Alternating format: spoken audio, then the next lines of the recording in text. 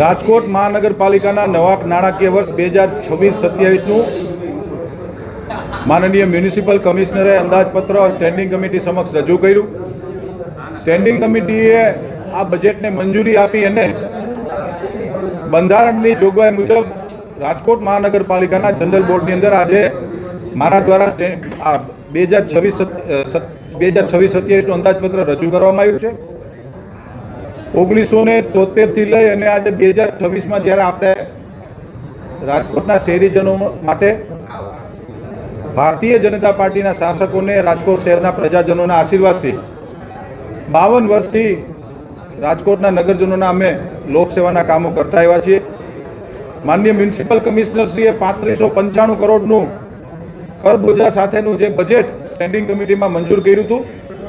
Standing કમિટીએ કરબોજો ફગાવીને વધુ સેવાકીય યોજનાઓનો ઉમેરો કરીને આજે રાજકોટ મહાનગરપાલિકાના જનરલ બોર્ડની અંદર કુલ 3604.70 કરોડનું નવા નાણાકીય વર્ષ 2026-27નું અંદાજપત્ર સૌ ભારતીય જનતા પાર્ટીના કોર્પોરેટરશ્રીઓની અધ્યક્ષતાની અંદર આજે આ અંદાજપત્ર મંજૂર કરવામાં આવ્યું છે. આપ સૌ મીડિયાના મિત્રોના માધ્યમથી રાજકોટ શહેરના નગરજનોને હું ખાતરી આપું છું કે આવનારા વર્ષની અંદર જે બજેટની યોજનાઓ છે આ યોજનાઓ તમારા સૌના માટે, આપણા સૌના માટે આ યોજનાઓ અમે લોકો બજેટમાં મૂકતા હોઈએ છીએ અને આનું અનુકરણ કરવા માટેના પણ અમે લોકો પ્રયત્ન કરતા હોઈએ છીએ અને અમે કર્યા પણ છે. આજે ગર્વ સાથે કહેવું પડે છે કે રાજકોટ શહેરમાં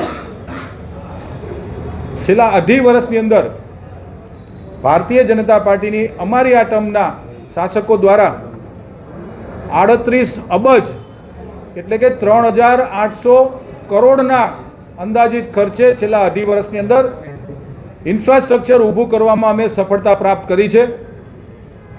પ્રાથમિક સુવિધાઓની સાથે સાથે 18 વોર્ડની અંદર કોમ્યુનિટી હોલ, આરોગ્ય કેન્દ્ર, પાણીનું નવું સેટઅપ. રાજકોટ શહેરની અંદર છેલ્લા 45 વર્ષથી જે પાણીની પાઇપલાઇન હતી જેમાં ક્યાંક ને ક્યાંક લોકોની ફરિયાદો આવતી હતી કે ગંદા પાણીનું મિશ્રણ થાય છે, એના માટેનું DI pipeline, ductile and iron પાઇપલાઇનનું નેટવર્ક, ડ્રેનેજનું નેટવર્ક, રોડ, રસ્તા, ગાર્ડન, સોલિડ વેસ્ટ મેનેજમેન્ટ દ્વારા ડોર ટુ ડોરની સફાઈના કાર્યક્રમો, અનેક કાર્યક્રમો બાંધકામ ક્ષેત્ર દ્વારા અને રાજકોટ મહાનગરપાલિકાની તમામ શાખાઓ દ્વારા અમે સૌ ભાજપના કાર્યકર્તાઓ રાજકોટના નગરજનો માટે અમે કામ કરાવી શક્યા છીએ, જેનો અમને ખુદને ખૂબ આનંદ છે.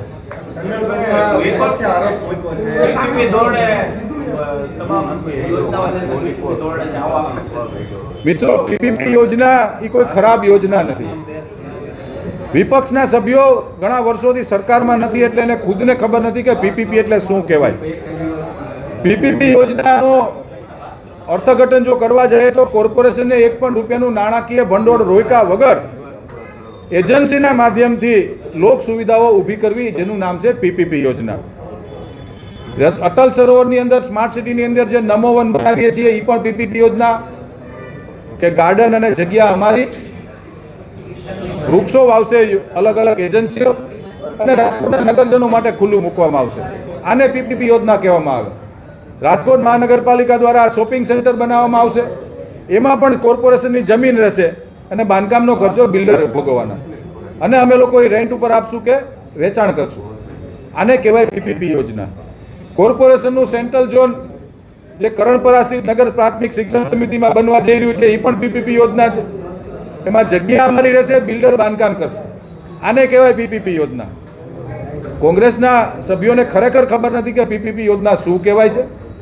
રોકાણ વગરનો આખી આ યોજના છે, જેને અમે લોકોએ નવા નાણાકીય વર્ષમાં આવક ઊભી કરવા માટે અમે લોકોએ કે કોર્પોરેશન દ્વારા રાજ્ય સરકાર જે અમને જે ખર્ચ આપે છે, જે પૈસા આપે છે સોણીમાંથી ને અમૃતમાંથી, એનો ખર્ચ ઓછો થાય અને લોકો અમારી સાથે જોડાય અને લોક સુવિધા ઊભી થાય, જેના માટે અમે લોકો આયોજન કર્યું.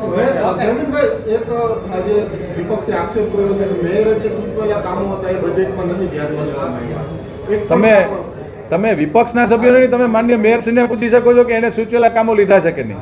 મેયરના પતિએ જે ગેરકાયદેસર બાંધકામ કર્યું એ મુદ્દો પણ ઉઠાવવામાં આવ્યો. જનરલ બોર્ડની અંદર આ મુદ્દો ગુંજો થતો.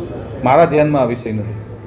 જાહેરમાં માઇકમાં કીધેલું. કારણ કે મારું આજે બજેટ હતું સાથીઓ, મારા બજેટની સ્પીચ દરમિયાન વિપક્ષના સભ્ય બોલવા ઊભા થયા હતા. મારા ધ્યાનમાં આ કોઈ વિષય છે